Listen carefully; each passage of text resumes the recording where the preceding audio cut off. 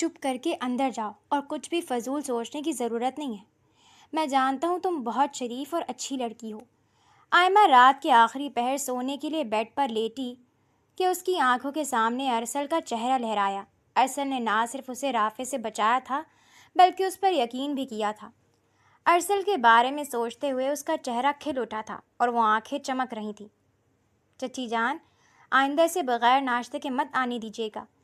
ارسل کی اپنے لیے فکر یاد کرتے آئمہ کا چہرہ سرخ ہو چکا تھا۔ وہ شرما کر اپنا چہرہ تکیے میں چھپاتی نیند کی وادیوں میں کھو گئی۔ صبح کا سورج اپنے عروج پر تھا۔ شاہ نواز انٹرپرائزز کی 10ویں منزل پر واقع ارسل شاہ نواز کے آفس میں کھڑکی سے چھن کر دھوپ کی کرنیں کمرے کو روشن کیے ہوئے تھیں۔ ارسل کے ہاتھ تیزی سے لیپ ٹاپ کے کی پیڈ پر چل رہے تھے کہ اس کا دھیان دروازے پر ہوئی دستک کی طرف گیا۔ سر، may I come in؟ آئمہ نے دروازہ کھٹکھٹایا۔ یس، کم ان۔ ارسل کے اجازت دینے پر آئمہ اندر داخل ہوئی۔ پیلے رنگ کے 3 پیس سوٹ میں سر پر دوپٹہ جمائے وہ ہاتھ میں ٹرے لیے ہوئے تھی۔ آپ کی کافی۔ آئمہ نے مسکراتے ہوئے کافی ارسل کے سامنے رکھ دی۔ Thank you. چاچو کیسے ہیں؟ آئمہ کو دیکھتے ارسل نے پوچھا۔ اللہ کا شکر ہے، ٹھیک ہیں وہ۔ آئمہ کی بات پر ارسل سر ہلاتا واپس سے اپنے لیپ ٹاپ پر متوجہ ہو گیا، جبکہ آئمہ بے چینی سے اپنے ہاتھ مسلتی بات کرنے کے لیے الفاظ ڈھونڈ رہی تھی۔ کیا ہوا؟ کچھ کہنا ہے؟ آئمہ کو ابھی تک کھڑا دیکھ ارسل چونکا۔ وہ، آپ کا شکریہ۔ آپ نے رافع کی نہیں میری بات پر یقین کیا۔ آئمہ مشکور انداز میں بولی۔ ارے اس میں شکریہ کی کیا بات ہے؟ میں جانتا ہوں تمہیں، اٹس اوکے۔ ارسل مسکراتے ہوئے بولا۔ ارسل، میں… آئمہ کی آواز کانپ رہی تھی۔ آئمہ، کوئی پریشانی ہے گھر میں؟ سب ٹھیک تو ہے نا؟ ارسل آئمہ کی کانپتی آواز پر چونکتا اس کے سامنے آ کھڑا ہوا۔ آسمانی رنگ کی شرٹ پر سیاہ رنگ کی پینٹ پہنے وہ لمبا چوڑا شخص آئمہ کا دل دھڑکا گیا تھا۔ ارسل، میں آپ کو بہت پسند کرتی ہوں۔ جس طرح آپ میرا خیال رکھتے ہیں، میرے لیے فکر مند ہوتے ہیں، مجھے سب بہت اچھا لگتا ہے۔ آپ مجھے اچھے لگنے لگے ہیں۔ آئمہ سر جھکاتی اپنی آنکھیں بند کیے اپنے دل کی بات کہہ گئی، جبکہ دوسری جانب ارسل کی طرف سے بالکل خاموشی تھی۔ آئمہ نے جیسے ہی سر اٹھایا، ارسل آنکھوں میں بے انتہا غصہ لیے اسے گھور رہا تھا۔ تم سمجھتی کیا ہو خود کو؟ میں نے تمہاری تھوڑی سی مدد کیا کر دی؟ تم اپنے آپ کو ہواؤں میں اڑتا سمجھنے لگی۔ کم سے کم یہ بات کہنے سے پہلے اپنے اور میرے سٹیٹس کا ہی سوچ لیتی۔ کہاں میں اور کہاں تم؟ ارسل کی تحقیر بھری آواز آئمہ کا دل پل بھر میں چکنا چور کر گئی۔ میں تمہاری مدد یا خیال صرف اس لیے رکھ رہا تھا کیونکہ تم میرے چاچو کی بیٹی ہو، ایک کزن کی حیثیت سے، اس سے زیادہ کچھ نہیں۔ میں کل بھی رباب سے محبت کرتا تھا اور آج بھی اسی سے محبت کرتا ہوں۔ دوبارہ ایسی فضول بات کی تو سیدھا چچا جان سے بات کروں گا میں۔ جاؤ اب یہاں سے۔ ارسل کے غصے سے دھاڑنے پر آئمہ آنکھوں میں نمی لیے اپنے ٹوٹے دل کی کرچیاں لے کر فوراً آفس سے باہر نکل گئی۔ پاگل، محبت کرتی ہوں آپ سے، ارسل غصے سے اپنے بالوں میں ہاتھ پھیرتا ٹہل رہا تھا کہ اس کا فون بج اٹھا۔ کسی انجان نمبر سے کال آ رہی تھی۔ ہیلو، کون؟ ارسل نے فون اٹھاتے پوچھا۔ ہیلو ارسل، میں رباب۔ مجھے تم سے بہت ضروری بات کرنی ہے۔ جلدی سے ہمارے گھر کے پاس والے کیفے میں آ جاؤ، اور ہاں، دوبارہ اس نمبر پر کال مت کرنا، یہ دادا جان کا فون ہے۔ رباب نے گھبراتے ہوئے کہا۔ تم فکر مت کرو، میں فوراً آ رہا ہوں۔ ارسل نے مسکرا کر کہتے اپنا فون بند کیا اور گاڑی کی چابی اٹھاتا آفس سے باہر نکل گیا۔ کیفے میں معمول کی طرح رش تھا۔ کونے والی ٹیبل پر ارسل کب سے بیٹھا رباب کا انتظار کر رہا تھا، مگر وہ آئی ہی نہیں تھی۔ تھوڑی دیر بعد سفید رنگ کی فراک کے ساتھ چوڑی دار پاجامہ پہنے، سر پر دوپٹہ جمائے، کندھوں پر براؤن رنگ کی شال لیے رباب چلتی ہوئی ارسل کے سامنے آ بیٹھی۔ اس کا چہرہ غیر معمولی طور پر فکر مند دکھائی دے رہا تھا۔ کیسی ہو رباب؟ ارسل نے رباب کو دیکھتے مسکراتے ہوئے پوچھا۔ چھوڑو مجھے، تمہاری امی نے زمل کی کسٹڈی کے لیے کیس کیا ہے، کیسے کر سکتی ہیں وہ؟ رباب غصے سے بولی۔ کیا؟ مجھے اس بارے میں نہیں پتہ۔ ارسل رباب کی بات سنتا حیران ہوا۔ پلیز ارسل، تم یاسمین آنٹی کو سمجھاؤ کہ وہ یہ کیس واپس لے لیں، سہراب بہت پریشان ہے۔ رباب پریشانی سے بولی۔ تم فکر مت کرو، میں امی کو سمجھاؤں گا، وہ یہ کیس واپس لے لیں گی، مگر تمہیں بھی بدلے میں میری بات ماننی پڑے گی۔ ارسل نے اپنے ہاتھ آپس میں جوڑتا سیدھا ہو کر بیٹھا۔ کیسی بات؟ رباب نے ناسمجھی سے ارسل کو دیکھا۔ تم سہراب سے طلاق لے لو، ارسل نے سکون سے کہتے رباب کا سکون غارت کیا۔ کیا بکواس کر رہے ہو؟ تم ہوش میں تو ہو؟ یہ ممکن نہیں، رباب نے آنکھوں میں غصہ لیے کہا۔ کیوں ممکن نہیں؟ آخر کیوں تم اس انسان کے ساتھ رہ رہی ہو جو تمہیں ہر بات پر ذلیل کرتا ہے؟ رباب، ہم ایک دوسرے سے محبت کرتے ہیں، ہماری منگنی ہو چکی تھی، زیادتی کی ہے تمہارے دادا جان نے ہمارے ساتھ، ارسل نے آنکھوں میں تڑپ لیے کہا۔ جانتی ہوں، مگر ہمارے بیچ جو تھا وہ ختم ہو گیا۔ میں نے جس دن نکاح نامے پر سائن کیے تھے اسی دن تمہارا نام اپنے دل سے نکال پھینکا تھا، اسی لیے میرا خیال دل سے نکال دو۔ رباب غصے سے دانت پیستے ہوئے بولی۔ میری محبت کا کیا؟ میں تمہارے بغیر نہیں رہ سکتا رباب، ارسل نے ٹوٹے لہجے میں کہا۔ پلیز ارسل، ہمارا ساتھ قسمت میں نہیں تھا، بھول جاؤ مجھے، اور پلیز کوئی الٹی سیدھی حرکت کر کے اپنی آخرت نہ خراب کرو۔ میں اب کسی اور کی بیوی ہوں، میری زندگی میں مزید مشکلیں مت کھڑی کرو۔ چلتی ہوں، اگر دل مانے تو زمل والے معاملے میں مدد کر دینا، ورنہ تمہاری مرضی۔ ہمیشہ کے لیے خدا حافظ۔ رباب اپنا بیگ اٹھاتی کیفے سے نکلتی چلی گئی۔ پیچھے ارسل رباب کی باتوں پر ٹوٹ کر رہ گیا۔ کس قدر محبت کی تھی اس نے رباب سے، مگر سب کچھ بکھر گیا تھا۔ میں نے جس دن نکاح نامے پر سائن کیے تھے اسی دن تمہارا نام اپنے دل سے نکال پھینکا تھا، اسی لیے میرا خیال دل سے نکال دو۔ ارسل اپنے آفس کی کرسی سے ٹیک لگائے بیٹھا تھا کہ رباب کے الفاظ اس کے کانوں میں گونجے۔ ایک خاموش آنسو اس کی آنکھ سے گر گیا۔ سر، کلائنٹس آ گئے ہیں، میٹنگ روم میں سب آپ کا انتظار کر رہے ہیں۔ ارسل جو رباب کے بارے میں سوچ رہا تھا کہ آئمہ کی آواز پر چونکا۔ ارسل نے غور کیا، معمول کی طرح آج آئمہ بالکل خاموش تھی اور نظریں جھکی ہوئی تھیں۔ آئم سوری، میں اس وقت نہ جانے کیا کچھ بول گیا، ارسل نے شرمندگی سے کہا۔ اٹس اوکے سر، اس میں آپ کی غلطی نہیں، میں ہی آپ کے طرز کو غلط سمجھ بیٹھی۔ ساحل سر آپ کا انتظار کر رہے ہیں، چلیے۔ آئمہ بغیر اس سے نظریں ملائے کہتے کمرے سے نکل گئی، جبکہ ارسل کو مزید شرمندگی نے آ گھیرا۔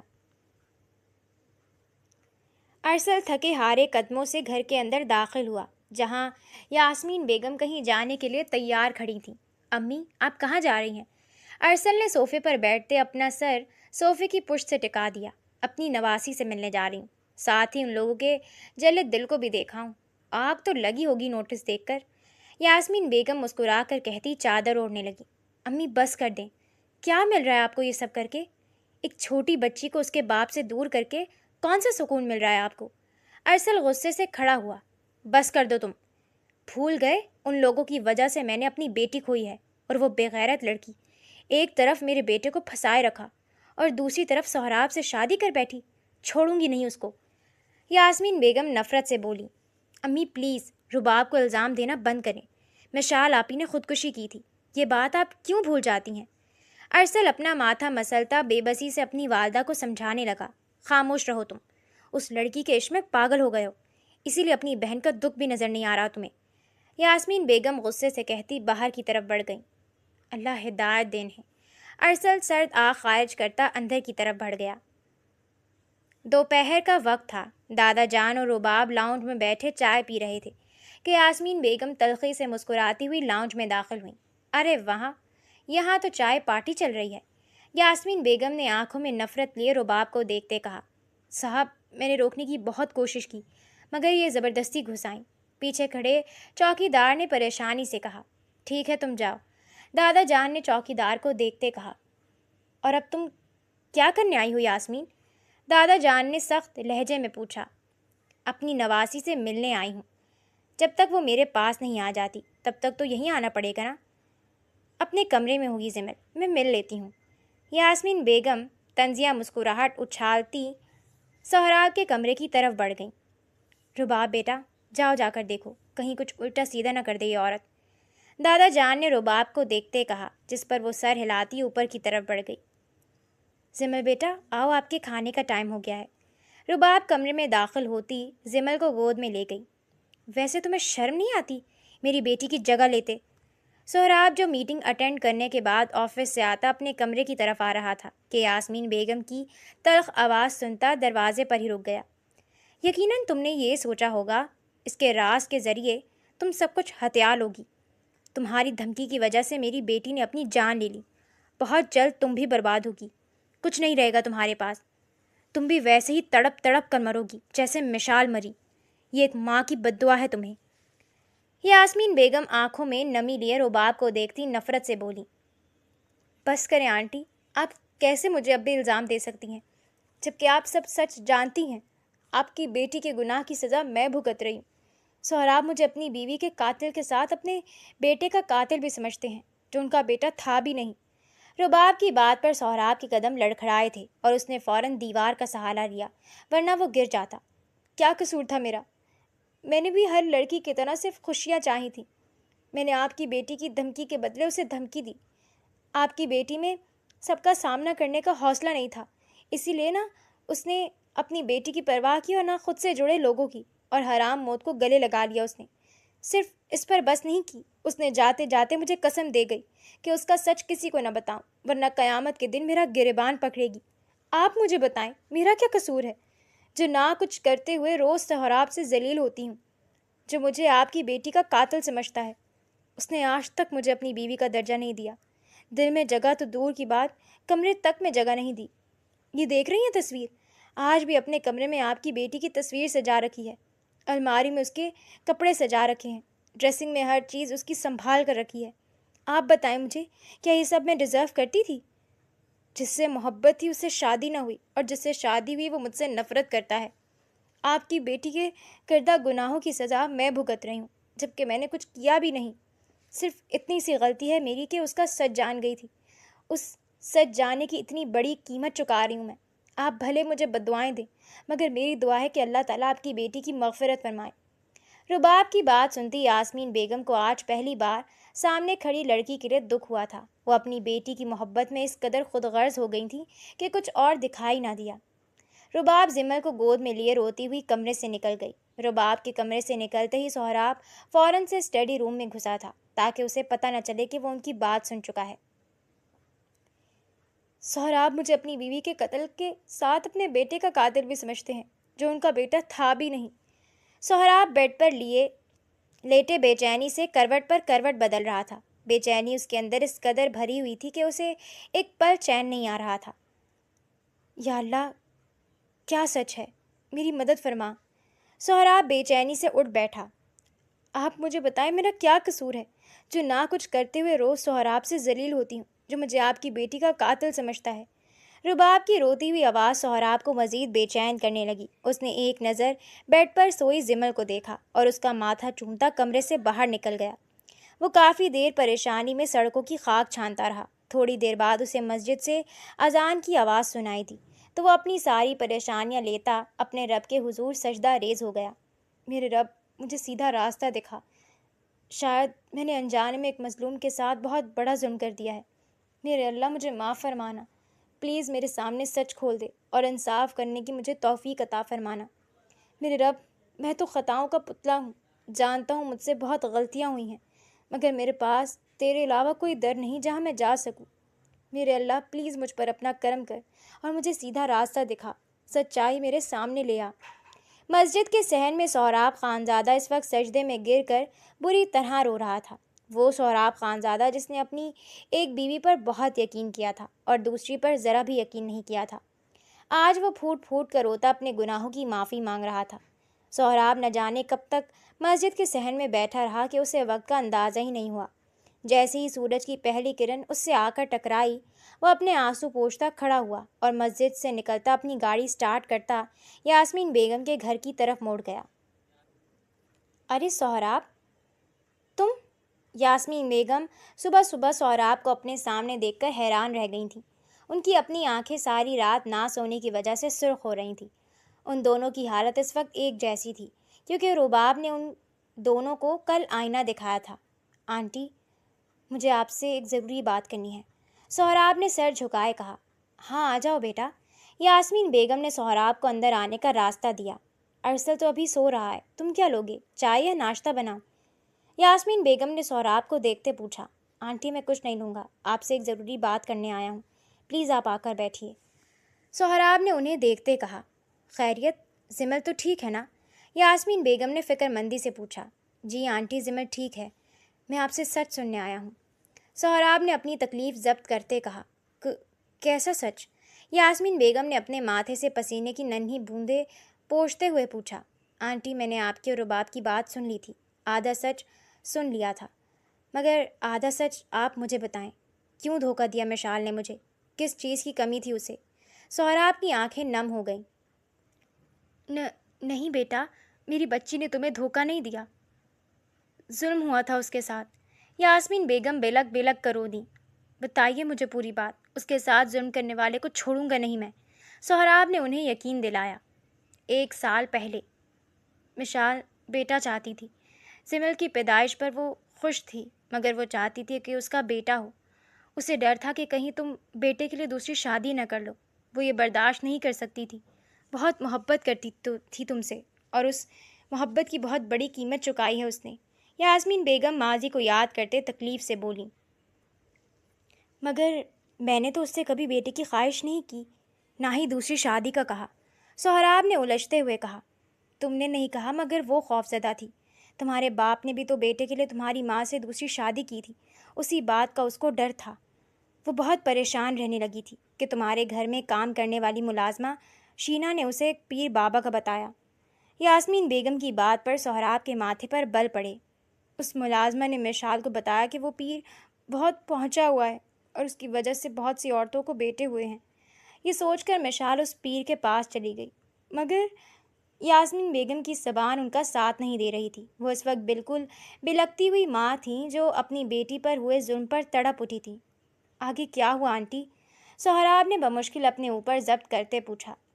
وہ کمبخت پیر جعلی تھا، اس نے مشال کو بے ہوش کیا اور اسے برباد کر دیا۔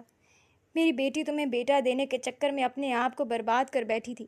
جب وہ واپس آئی تو بہت خوفزدہ تھی، اس نے کسی کو کچھ نہیں بتایا، مگر طبیعت خراب ہونے پر میں مشال کو ہاسپٹل لے کر گئی تو معلوم ہوا کہ وہ پریگننٹ ہے، مگر وہ تمہاری اولاد نہیں تھی۔ مشال بہت روئی تھی، وہ تمہیں دھوکہ نہیں دینا چاہتی تھی، وہ تمہیں سب بتانا چاہتی تھی، مگر میں نے اسے منع کر دیا کہ اس کا گھر خراب ہو جائے گا۔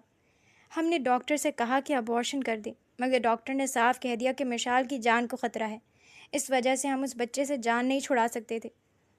مشال ڈپریشن کا شکار تھی، وہ تم سے سب چھپا کر پل پل مر رہی تھی۔ جب مجھے پتہ چلا کہ بیٹا ہے تو میں نے اسے سمجھایا کہ تمہیں وارث چاہیے تھا، وہ مل رہا ہے، تم سہراب کو کچھ مت بتاؤ، مگر وہ گلٹ میں تھی۔ ایک دن وہ مجھ سے فون پر یہی بات کر رہی تھی کہ رباب نے فون پر سن لیا۔ رباب اور ارسل کے رشتے کو لے کر میں اور مشال خوش نہیں تھے۔ وہ اسے دھمکانے گئی تھی کہ رشتہ بہت جلد ختم ہو جائے گا، مگر تبھی رباب نے اسے دھمکی دی کہ وہ مشال کا سچ تمہیں بتا دے گی، اور یہ بات مشال نے اپنے دماغ پر سوار کر لی۔ اسے لگا کہ وہ تمہارا سامنا نہیں کر پائے گی، اور اسی ٹینشن میں آ کر اس نے چھت سے چھلانگ لگا دی۔ اپنے آخری وقت میں بھی وہ رباب کو قسم دے گئی تھی کہ وہ یہ سب کبھی کسی کو نہ بتائے، مگر کل مجھے احساس ہوا کہ اس بچی کے ساتھ بہت غلط ہوا ہے۔ خدا مشال کو اور مجھے معاف کرے۔ یاسمین بیگم بلک بلک کرو دیں۔ تم سے شادی میں نے صرف بدلہ لینے کے لیے کی ہے۔ میری ہستی بستی زندگی کو تم نے آگ لگا دی، میں تمہیں کیسے خوش رہنے دیتا؟ تم بھی اب ویسے ہی تڑپو گی جیسے میں تڑپا ہوں، جیسے مشال تڑپی تھی۔ سہراب کو اپنے کہے شفاق الفاظ یاد آئے تھے۔ میں نے اسے نہیں مارا، میں قسم کھاتی ہوں۔ اگلے ہی پل اسے رباب کی روتی ہوئی آواز سنائی دی تھی۔ امی، آپ کا ضمیر نہیں کانپا؟ آپ ہی تھی نا جو رباب پر مشال آپی کے قتل کا الزام لگا رہی تھی، جبکہ اس بیچاری نے تو کچھ کیا بھی نہیں تھا۔ ارسل جو سیڑھیوں پر کھڑا ساری بات سن چکا تھا، غصے سے نیچے لاؤنج میں آیا۔ آنٹی، آپ نے یہ سب چھپا کر مشال کے ساتھ بھی غلط کیا ہے، اسے انصاف ملنا چاہیے، سہراب نے دکھ سے کہا۔ سہراب بھائی، کہاں ہے آپ کی وہ ملازمہ بھی؟ ارسل نے سہراب کو دیکھتے پوچھا۔ راشدہ بی کی بیٹی ہے وہ، کافی عرصہ پہلے گاؤں چلی گئی تھی، بلکہ مشال کی ڈیتھ کے بعد ہی وہ گاؤں چلی گئی تھی۔ راشدہ بی کو ضرور معلوم ہوگا، سہراب نے سوچتے ہوئے بتایا۔ چلے پھر چل کر پوچھتے ہیں، اس فراڈی انسان کو میں چھوڑوں گا نہیں، ارسل غصے سے بولا۔ خانزادہ ہاؤس میں دادا جان اور رباب ڈائننگ ٹیبل پر بیٹھے ناشتہ کر رہے تھے کہ سہراب اور ارسل گھر میں داخل ہوتے کچن کی طرف بڑھے، جہاں راشدہ بی موجود تھیں۔ راشدہ بی، آپ کی بیٹی شینا کہاں ہے؟ سہراب نے راشدہ بی کو دیکھتے سخت لہجے میں پوچھا۔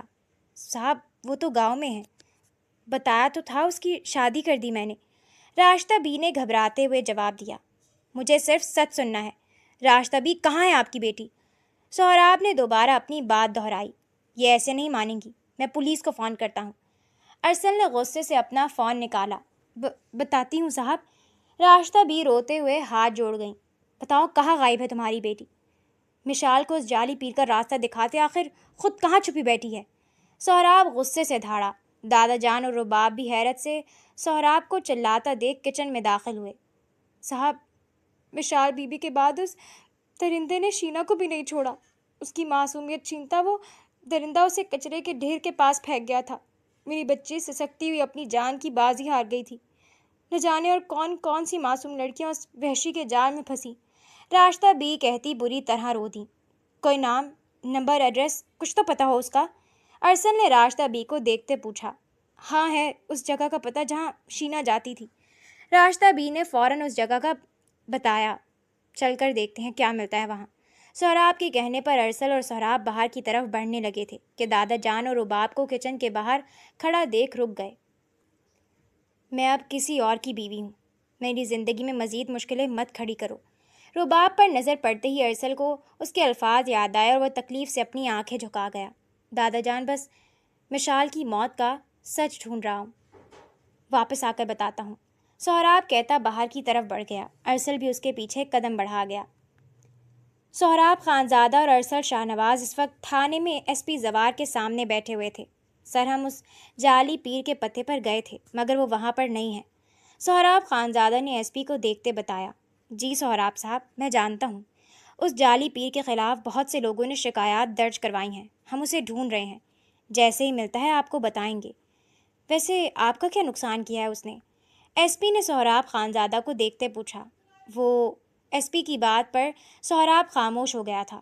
ان کی ملازمہ کا قتل کیا ہے اس نے اور اسے کچرے کے ڈھیر کے پاس پھینک کر بھاگ گیا۔ ارسل نے فوراً جواب دیا۔ کیا نام تھا ملازمہ کا؟ ایس پی زوار نے پوچھا۔ شینا زمان۔ سہراب خانزادہ نے تفصیل بتائی۔ ٹھیک ہے، آپ فکر مت کریں، جیسے ہی کچھ پتہ لگتا ہے ہم آپ کو ضرور انفارم کریں گے۔ ایس پی زوار نے سہراب خانزادہ اور ارسل شاہ نواز سے مصافحہ کرتے خوشگوار لہجے میں کہا۔ Thank you sir. وہ دونوں ایس پی کا شکریہ ادا کرتے پولیس اسٹیشن سے باہر نکل آئے۔ سہراب بھائی۔ سہراب جو اپنی گاڑی کی طرف بڑھنے لگا تھا، ارسل کی آواز پر رک گیا۔ میں جانتا ہوں مجھے کہنا تو نہیں چاہیے مگر آپ نے رباب کے ساتھ اچھا نہیں کیا۔ بچپن سے وہ محرومیوں کا شکار رہی ہے، نہ باپ کی شفقت ملی اور نہ خاندان کا پیار۔ وہ ہمیشہ سے بس تھوڑی سی توجہ اور پیار چاہتی تھی۔ بہت معصوم ہے وہ لوگ اسے آسانی سے استعمال کر لیتے ہیں۔ پہلے جب مجھے معلوم ہوا کہ اس کی آپ سے شادی ہو گئی ہے تو مجھے بہت غصہ آیا تھا، مگر اب میں سمجھ چکا ہوں کہ ہم نصیب سے نہیں لڑ سکتے، وہ آپ کا نصیب تھی۔ پلیز اسے مزید دکھ مت دیجیے گا، آپ کی تھوڑی سی محبت اور توجہ سے وہ واپس سے کھل اٹھے گی۔ ارسل نے سہراب کے کندھے پر ہاتھ رکھتے کہا۔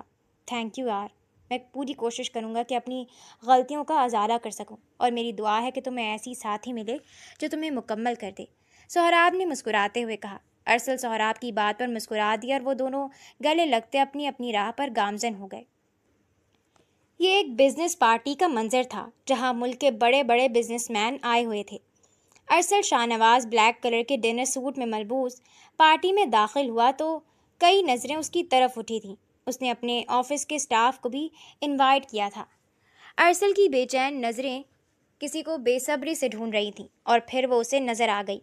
سیاہ رنگ کی شفون کی فراک پہنے، گولڈن جولری پہنے، ہلکا سا میک اپ کیے وہ بہت پیاری لگ رہی تھی۔ ارسل شاہ نواز قدم اٹھاتا اس کی طرف بڑھا۔ آئمہ، مجھے تم سے بات کرنی ہے۔ ارسل نے مسکراتے ہوئے آئمہ کی طرف دیکھا۔ مگر مجھے آپ سے کوئی بات نہیں کرنی، آئمہ نے رخ پھیرتے کہا۔ آئمہ، میں جانتا ہوں مجھے تم سے ایسے بات نہیں کرنی چاہیے تھی، آئی ایم سو سوری، پتہ نہیں مجھے کیا ہو گیا تھا، ارسل نے شرمندگی سے کہا۔ ہائے ارسل، کیسے ہو؟ اس سے پہلے کہ آئمہ کو جواب دیتی، ایک لڑکی مسکراتی ہوئی ارسل کے پاس آئی۔ وہ ملک کے مشہور بزنس مین کی بیٹی سدرا تھی۔ میں ٹھیک ہوں، تم کیسی ہو؟ ارسل نے چہرے پر زبردستی کی مسکراہٹ سجاتے کہا۔ پلیز کیا تم میرے ساتھ ڈانس کرو گے؟ اس سے پہلے کہ ارسل انکار کرتا، وہ لڑکی زبردستی ارسل کو کھینچ کر ڈانس فلور پر لے گئی۔ سب لوگوں کی نظریں ان دونوں پر تھیں۔ آئمہ غصے سے اس لڑکی کو دیکھ رہی تھی جو جان بوجھ کر ارسل سے قریب ہونے کی کوشش کر رہی تھی۔ ایکسکیوز می، کیا آپ میرے ساتھ ڈانس کریں گی؟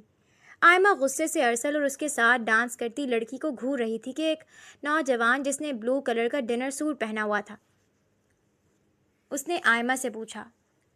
شور، آئمہ نے بغیر کچھ کہے سوچے سمجھے ارسل کو جلانے کے لیے حامی بھر لی۔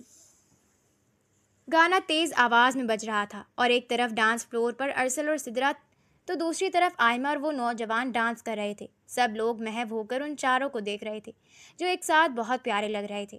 ارسل نے غصے سے آئمہ کو دیکھا۔ ڈانس کے بیچ میں ارسل اور اس نوجوان نے اپنی ڈانس پارٹنر کو گھمایا کہ سدرا گھومتی ہوئی اس نوجوان کے پاس آ گئی جبکہ آئمہ گھومتی ہوئی ارسل کے پاس آ گئی۔ ارسل نے قیمتی متاع کی طرح آئمہ کو کمر سے تھاما اور ہلکے ہلکے ڈانس سٹیپ لینے لگا۔ چھوڑے مجھے، آئمہ غصے سے دبا دبا چلائی۔ کبھی بھی نہیں، تمہیں تو اب کبھی نہیں چھوڑوں گا، بہت مشکل سے ہاتھ آئی ہو۔ ارسل نے مسکراتے ہوئے آئمہ کی آنکھوں میں آنکھیں ڈال کر کہا۔ ارسل کا سرسراتا لمس آئمہ کو اپنی کمر پر محسوس ہوا تو اس کا دل تیزی سے دھڑکنے لگا۔ آئمہ، میں سوچ رہا ہوں کہ ہماری بیٹی کے بال بھی تم پر جائیں، بالکل گڑیا لگے گی وہ۔ ارسل نے آئمہ کے بال چھوتے ہوئے آئمہ کو آنکھ ماری۔ Shut up! آئمہ غصے سے اس کے حصار سے نکلتی واش روم کی طرف بھاگی۔ میوزک بند ہو چکا تھا اور سب لوگ ان کے لیے تالیاں بجا رہے تھے۔ ارسل کے چہرے پر جاندار مسکراہٹ آ گئی جسے وہ چھپاتا فوراً آئمہ کے پیچھے بڑھا۔ آئمہ، میں سوچ رہا ہوں کہ ہماری بیٹی کے بال بھی تم پر جائیں، بالکل گڑیا لگے گی وہ۔ آئمہ واش روم میں آئی تو اس کا دل زور زور سے دھڑکنے لگا۔ پاگل ہو گئے ہیں، پہلے اس قدر بے دردی سے میری تذلیل کر کے ٹھکرا دیا اور اب بہکی بہکی باتیں کر رہے ہیں، مگر میں دوبارہ خود کو ذلیل نہیں ہونے دوں گی۔ میں سمجھ چکی ہوں ارسل، میرے اور آپ کے راستے کبھی ایک نہیں ہو سکتے۔ آئمہ سنک پر جھکتی نل آن کر گئی۔ کئی آنسو اس کی آنکھوں سے بہنے لگے۔ اپنی محبت سے دستبردار ہونا اتنا آسان نہیں تھا۔ رات کے گہرے سناٹے نے پوری خانزادہ حویلی کو اپنی لپیٹ میں لے لیا تھا۔ سہراب تھکا ہارا قدموں سے اپنے کمرے کے بجائے رباب کے کمرے کا رخ کر گیا۔ اس نے آہستہ سے دروازہ کھولا تو رباب بیڈ کے بیچ میں سمٹ کر لیٹی سو رہی تھی۔ میں تم جیسی لڑکی کو مزید برداشت نہیں کر سکتا، نکلو میرے کمرے سے۔ سہراب، کیا کر رہے ہیں؟ دفع ہو جائے یہاں سے، میں تمہاری شکل بھی نہیں دیکھنا چاہتا۔ سہراب کو اپنا رویہ یاد آیا تو وہ شرم سے گڑ گیا۔ آہستہ آہستہ وہ قدم اٹھاتا رباب کے برابر میں لیٹ گیا اور اگلے ہی پل بازو بڑھا کر اسے اپنے حصار میں لے لیا۔ رباب جو گہری نیند سو رہی تھی ہڑبڑا کر اس کی آنکھ کھلی، مگر سہراب کو اپنے اتنے نزدیک دیکھتے اس کا سانس بند ہو گیا۔ آئی ایم سوری رباب، مجھے معلوم ہو گیا ہے کہ مشال کی اپنی بے وقوفی کی وجہ سے اس کے ساتھ کیا ہو چکا تھا اور اس نے خود اپنی جان دی تھی۔ مجھے معاف کر دو، میں بلا وجہ تمہیں قصوروار سمجھتا رہا۔ سہراب نے شرمندگی سے کہا۔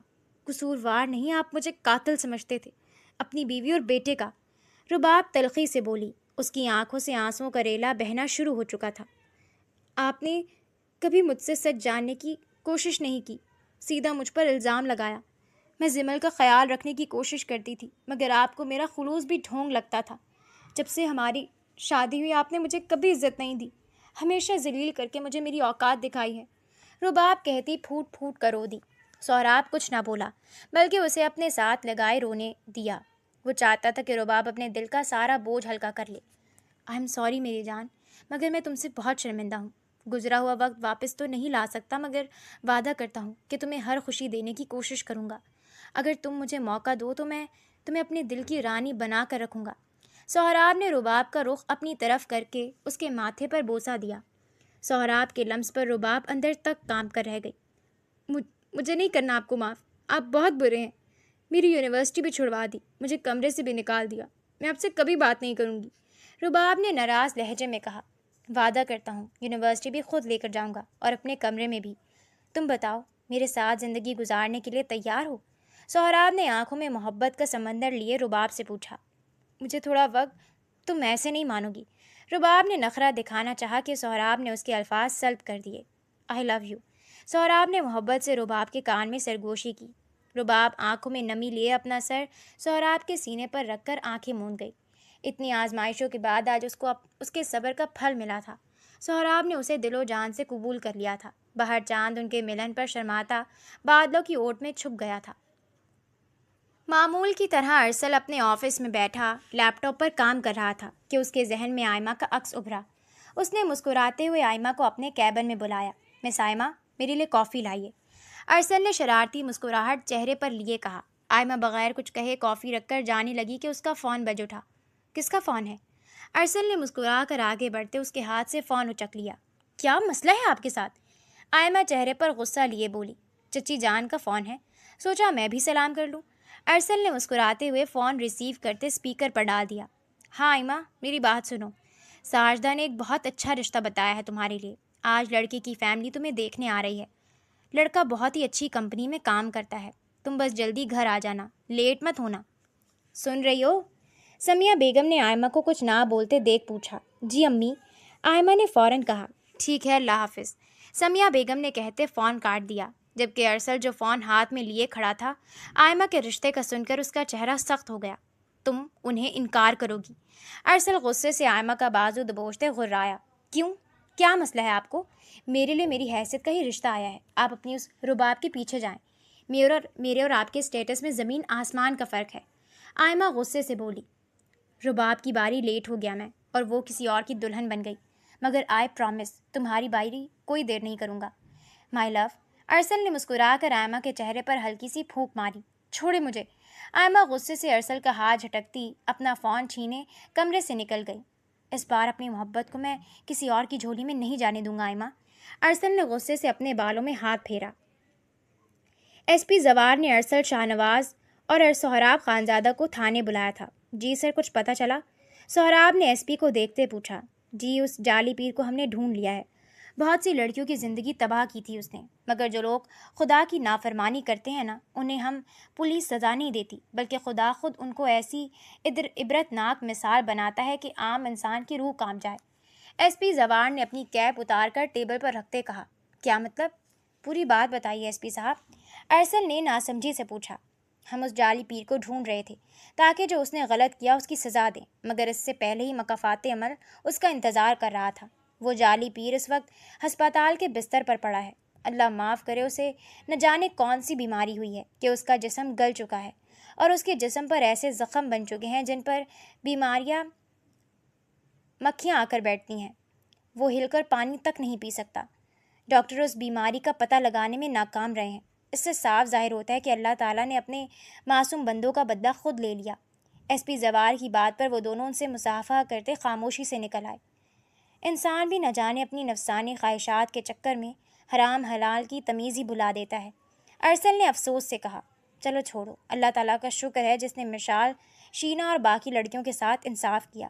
ہم چل کر یہ خبر یاسمین آنٹی اور گھر والوں کو بتاتے ہیں، سہراب نے مسکراتے ہوئے کہا۔ خانزادہ حویلی کو آج دلہن کی طرح سجایا گیا تھا، کیونکہ زمل کی سالگرہ تھی اور وہ 3 سال کی ہو چکی تھی۔ سہراب سفید رنگ کے کرتا شلوار میں سیڑھیاں اترتا نیچے آیا تو اس کی نظر گھر میں داخل ہوتے یاسمین بیگم اور ارسل پر پڑی۔ السلام علیکم۔ سہراب مسکرا کر ان سے ملا۔ وعلیکم السلام۔ یہ بتاؤ میری پری کہاں ہے؟ یاسمین بیگم نے مسکراتے ہوئے پوچھا۔ وہ رباب اسے تیار کر رہی ہے، سہراب نے مسکراتے ہوئے بتایا۔ نانو، زمل یاسمین بیگم کو دیکھتی فوراً سیڑھیاں اترتی ان کی طرف بھاگی۔ نانی کی جان، یاسمین بیگم نے زمل کو گود میں لیا۔ السلام علیکم۔ رباب نے یاسمین بیگم کو دیکھتے دھیمے سے سلام کیا۔ وعلیکم السلام۔ اللہ تعالیٰ کی کرم سے مشال کو انصاف مل گیا۔ میں جانتی ہوں رباب، میرا اور مشال کا تم سے کبھی اچھا رویہ نہیں رہا، مگر تم نے مجھے اس دن احساس دلایا کہ واقعی میں تم پر بلا وجہ کا الزام لگا کر میں نے کتنا گناہ کیا۔ مجھے معاف کر دو بیٹا، میں بہت شرمندہ ہوں۔ یاسمین بیگم نے نم آنکھوں سے رباب کے آگے ہاتھ جوڑے۔ آنٹی پلیز معافی مت مانگیں، میں نے آپ کو معاف کر دیا ہے۔ رباب نے مسکراتے ہوئے کہا۔ ایسا ہے تو پھر میری بیٹی بن جاؤ، سب رشتے وہی ہیں، بس مشال کی کمی کو تم نے پورا کر دیا۔ آج سے تم میری بیٹی، بولو منظور ہے؟ یاسمین بیگم نے مسکراتے ہوئے پوچھا، جس پر رباب نے سر ہلایا تو یاسمین بیگم نے رباب کو گلے لگا لیا۔ چلو بھائی، باہر سب مہمان آ گئے ہوں گے۔ دادا جان نے اپنے کمرے سے نکلتے سب کو باہر لان میں چلنے کا اشارہ کیا، جہاں سارا انتظام کیا گیا تھا۔ دادا جان، باہر جانے سے پہلے ایک خوشخبری سنانا چاہتا ہوں میں۔ سہراب نے سفید رنگ کا غرارہ اور لانگ شرٹ پر کندھے پر دوپٹہ لیے رباب کو اپنے حصار میں لیا، جس پر وہ شرم سے سر جھکا گئی۔ کیا بات ہے، بولو؟ دادا جان نے ناسمجھی سے پوچھا۔ بہت جلد زمل کی بہن یا بھائی آنے والا ہے۔ سہراب کی بات پر سب مسکراتے رباب کو دعائیں دینے لگے۔ تھوڑی دیر بعد کیک کٹ کیا گیا، ہر طرف خوشی کا ماحول تھا۔ سلمان بھائی، سمیہ بھابھی، آپ لوگ آئے، مجھے بہت اچھا لگا۔ شاہ نواز کے جانے کے بعد میں جانتی ہوں میں الگ ہو گئی تھی، مگر اب مجھے سمجھ آ گیا ہے کہ اپنوں سے ہی زندگی میں رنگ ہوتے ہیں۔ یاسمین بیگم نے شرمندگی سے اپنے دیور اور دیورانی کو دیکھتے کہا، کوئی بات نہیں بھابھی، ہم بھی سب بھلا چکے ہیں، یہ مٹھائی ہم آپ کے لیے لائے تھے۔ سلمان صاحب نے یاسمین بیگم کی طرف مٹھائی کا ڈبہ بڑھایا۔ ارسل جو دادا جان کے کہنے پر یاسمین بیگم کو بلانے آیا تھا، سلمان صاحب کی بات پر رک گیا۔ کس بات کی مٹھائی؟ یاسمین بیگم نے ناسمجھی سے پوچھا۔ ماشاءاللہ سے آئمہ کا رشتہ طے ہو گیا ہے۔ سلمان صاحب کی بات سنتے ارسل نے غصے سے آئمہ کی طرف دیکھا جو سر جھکائے بیٹھی تھی۔ اچھا، مبارک ہو بہت۔ یاسمین بیگم مسکرا کر ان سے ایکسکیوز کرتی اسٹیج کی طرف بڑھ گئی۔ برتھ ڈے پارٹی بہت اچھی چل رہی تھی، سب لوگ انجوائے کر رہے تھے کہ اچانک سے لائٹ چلی گئی۔ اسی اندھیرے کا فائدہ اٹھاتے ارسل آئمہ کا بازو پکڑتا اسے اندر لاؤنج میں لاتا دیوار سے ٹکا گیا۔ باہر لان میں واپس سے لائٹ آ چکی تھی۔ کیا بدتمیزی ہے یہ! آئمہ نے غصے سے ارسل کی طرف دیکھا۔ بدتمیزی؟ تم کیسے کسی اور سے شادی کر سکتی ہو آئمہ؟ ارسل غصے سے دیوار پر ہاتھ مار گیا۔ آپ کو اس سے کیا؟ آپ اپنے معیار کی لڑکی سے شادی کریں۔ آئمہ کی آنکھوں میں بھی آنسو ٹپکنے لگے تھے۔ Shut up! یہ سچ ہے کہ میں رباب سے محبت کرتا تھا، اور جب تم نے مجھ سے اپنی پسند ظاہر کی تو میں نے غصے میں تمہیں بہت کچھ کہہ دیا، مگر رباب نے مجھے سمجھایا کہ ہم قسمت سے نہیں لڑ سکتے، تو میں نے بھی دل پر پتھر رکھ کے قسمت کے فیصلے کو قبول کر لیا۔ شروع میں تم پر غصہ کرنے پر میں گلٹ میں تھا، مگر آہستہ آہستہ تم میری توجہ اپنی طرف کھینچنے لگی۔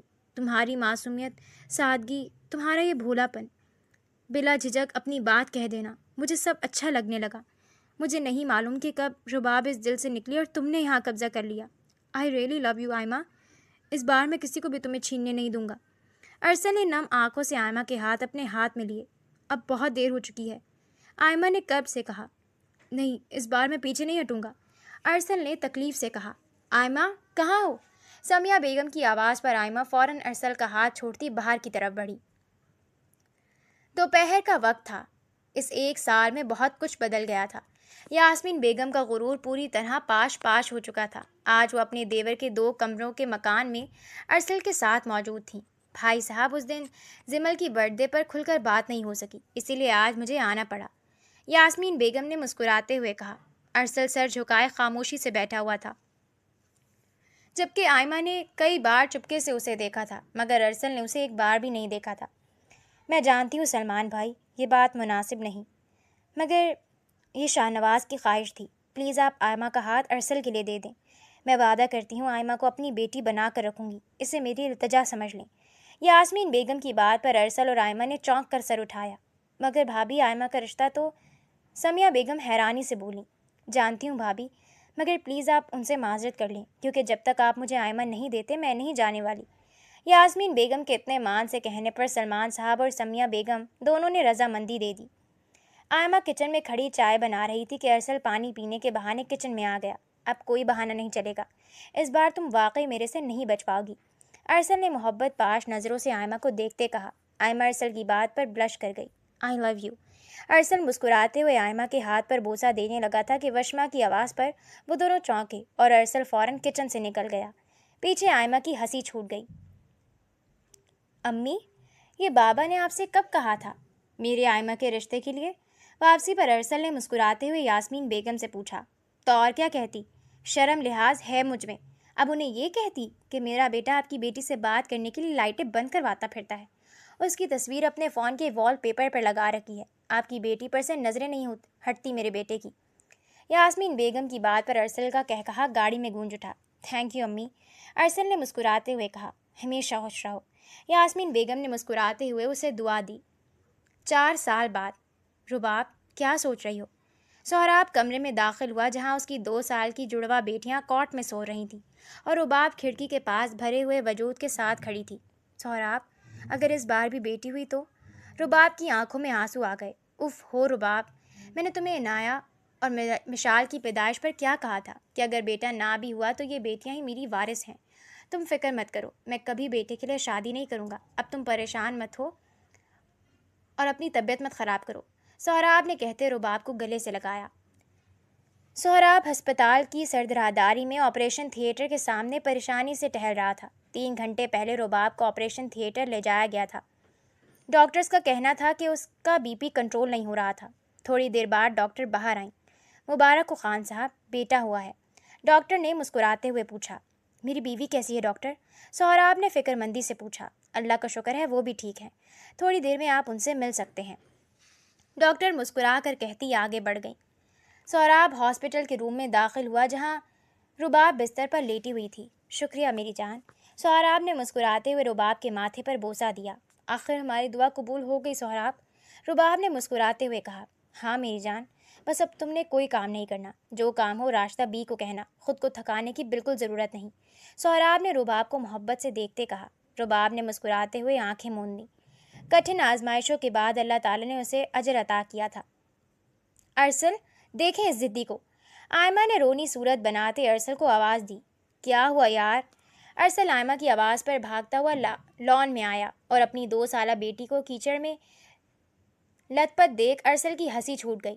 ہنسے مت، ابھی اس کو کپڑے چینج کروائے تھے اور میرا دماغ خراب تھا جو وائٹ پہنا دیا۔ ضدی اتنی ہے گھاس سے اٹھ بھی نہیں رہی، کہہ رہی ہے اور کھیلنا ہے۔ آئمہ غصے سے ارسل کو دیکھتی بولی۔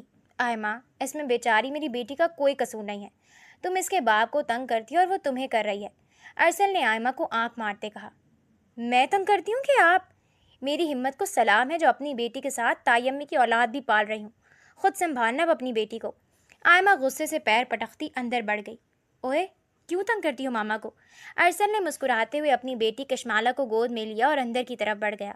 3 سال پہلے ارسل اور آئمہ بھی نکاح کے بندھن میں بن چکے تھے اور محبت بھری زندگی گزار رہے تھے۔